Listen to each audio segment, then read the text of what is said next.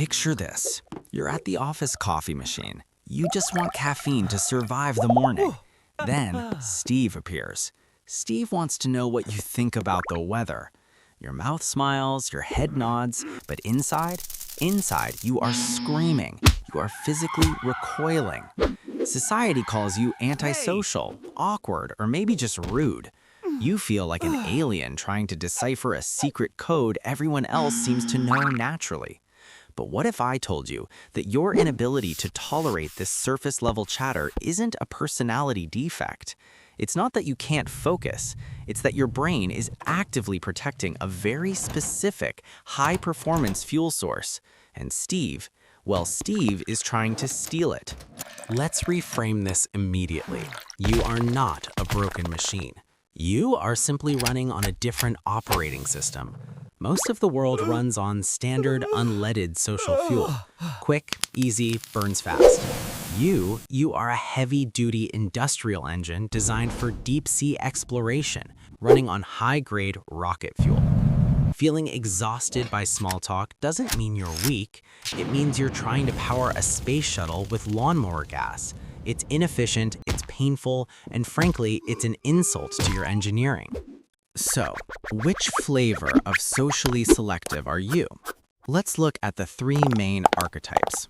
First, we have the masker. You are the undercover agent. You've memorized the scripts. That's crazy. Totally. Wow. You perform these lines perfectly, but your eyes are dead. You are burning 80% of your RAM just to render a simulation of a normal person, leaving zero processing power for your actual thoughts. You survive the interaction, but you walk away feeling hollow.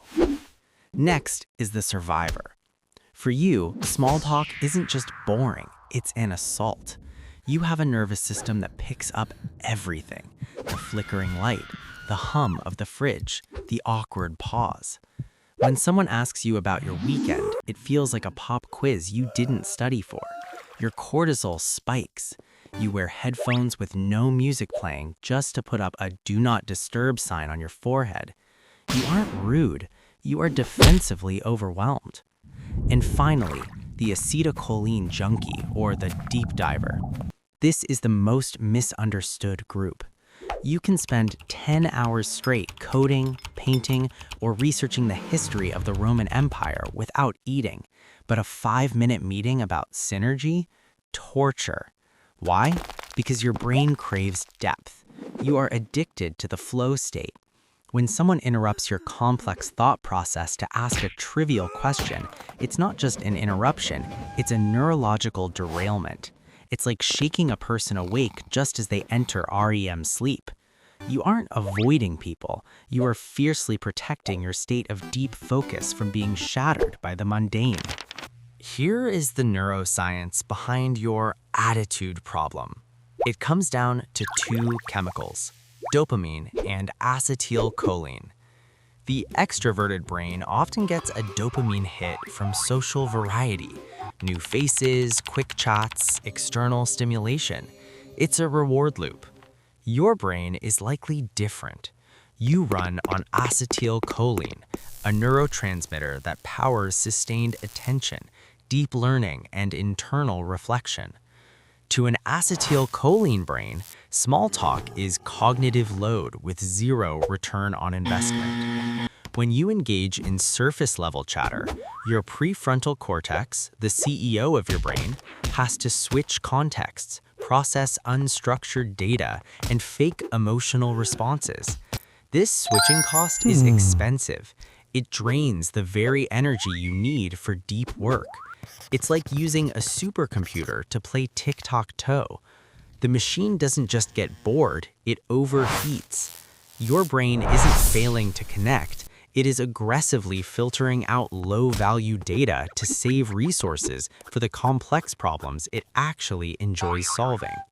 Let's zoom out to the timeline of human evolution. In ancient tribes, we needed the chatterboxes to keep the group bonded around the fire. But we also needed you, the silent observer, the one sitting on the perimeter, watching the horizon, noticing the subtle shift in the wind that signaled a predator. Your silence was a survival strategy. You weren't antisocial, you were an investigator. Your brain has always prioritized understanding the mechanism of the world over discussing the weather of the world.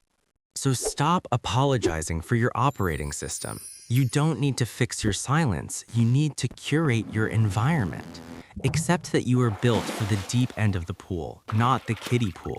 Save your battery for the conversations that matter, the ones that light up your acetylcholine pathways. Now, I have to ask, are you the masker, the survivor, or the deep diver? Tell me in the comments. And if you want to learn how to trigger that hyperfocus on command, click the next video.